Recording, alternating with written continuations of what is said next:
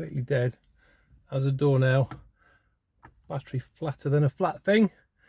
Right, we're going to have to change the battery. I bought a new one. We'll take the old battery out, plug the new one in, and see if she bursts back into life. But at the moment, when I press the button down here, there's nothing, absolutely nothing. Right, let's make a start. Okay, so the first challenge was opening the tailgate with the battery flat.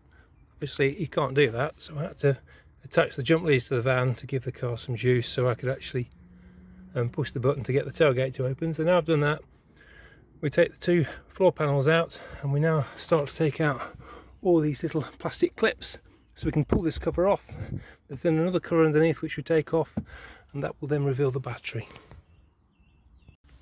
So with the first cover removed, because there was 1, 2 and 3 plastic clips to remove, you just pull the cover off, that reveals all the wiring. What we've got to do now is remove this plastic whole cover here, which has got 1, 2 nuts and 2 more clips. Shouldn't take very long to do that at all. So with the terminals removed here and here, there's a plastic pipe down here which we've got to take off, which fits onto the drain outlet, and then finally there's a bolt down here. It's hard to see, but that actually clamps the battery to the floor, so we've just got to get a long socket in there, undo that, and then the battery should come out. Right, so the new battery is now in the tray. I had to cable tie this big connector here up out of the way just so I could get the battery in easily.